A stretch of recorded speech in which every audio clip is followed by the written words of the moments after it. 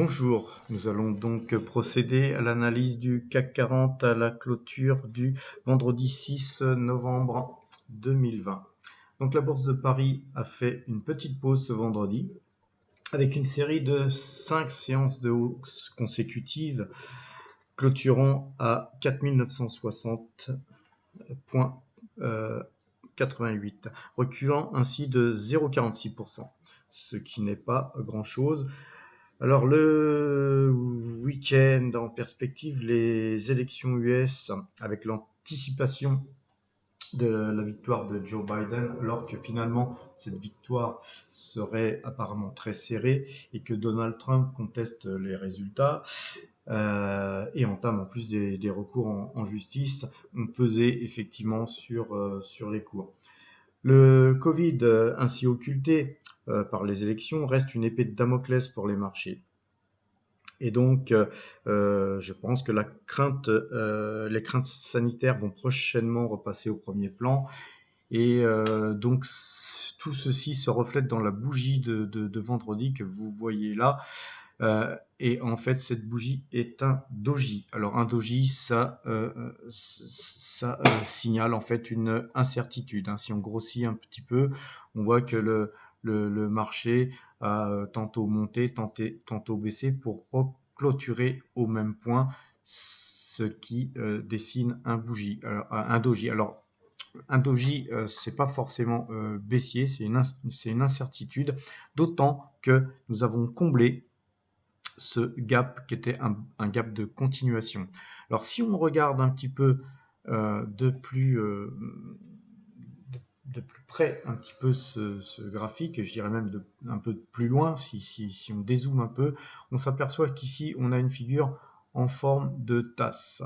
Même si la tasse a un petit fond, nous avons une figure en forme de tasse et donc ça équivaut un petit peu à un W, un double bottom, sauf qu'on a fait un beaucoup plus bas qui a été regretté puisqu'on a gapé ici et que ce gap était certainement excessif et que le marché a corrigé et qu'on a regapé de l'autre côté, laissant donc, vous le redessinez, laissant donc de ce fait une île ici qui est une figure très très haussière. Donc figure très haussière confirmée, regap de continuation, comblement du gap, doji. Maintenant, pour voir le marché monter très fortement, il faudrait casser ces deux points hauts qui ont été touchés dernièrement et ce point bas qui était une bougie en quasi marabouzou et qui a stoppé net cette hausse-là, puisqu'on n'a pas été beaucoup plus haut pour redescendre en clôture sur ce point, et que le doji se situe en dessous donc de cette bougie-là. Alors en gros, si la semaine prochaine, et notamment lundi, si on arrive à casser ça, et puis qu'on casse ensuite ces deux plus hauts, effectivement, cette configuration très haussière deviendrait hyper haussière dans la mesure où on a des perspectives. Si on dézoome encore, on s'aperçoit qu'on a une sorte de range ici. On avait un beau range ici qui s'est un petit peu agrandi. Donc on a plutôt maintenant un range qui est beaucoup plus large. Donc en fait, les plus bas qu'on pourrait aller voir, c'est 4515 et les plus hauts seraient 5200 en gros.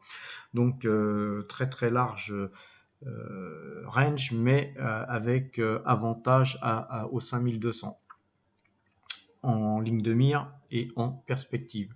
Surtout si les élections américaines se passaient, peu importe qui serait élu. Mais voilà, la configuration graphique est celle-ci, donc objectif à 5200. On aurait certainement des objectifs ensuite beaucoup plus hauts qui seraient du 5493 voire 5995 en cas d'accélération haussière, mais on n'en est pas là. En fait, on pourrait retracer tout simplement, hein, je ne vais pas vous mettre les Fibos, mais en gros, on retracerait successivement tous les Fibos jusqu'à les revoir les quasi plus hauts ou les plus hauts. Voilà, je vais vous laisser.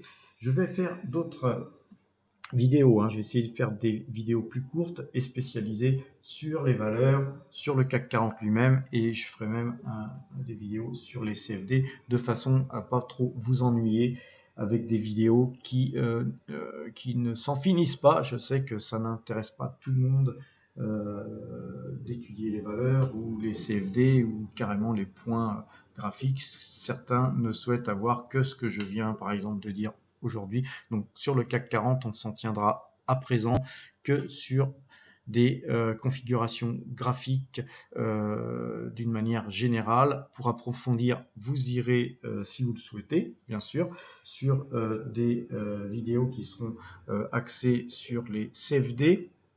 Et si vous souhaitez des conseils sur des valeurs ou des analyses sur des valeurs, vous irez sur des vidéos dédiées à l'analyse de valeurs. Voilà, je vous souhaite un excellent week-end et à très bientôt.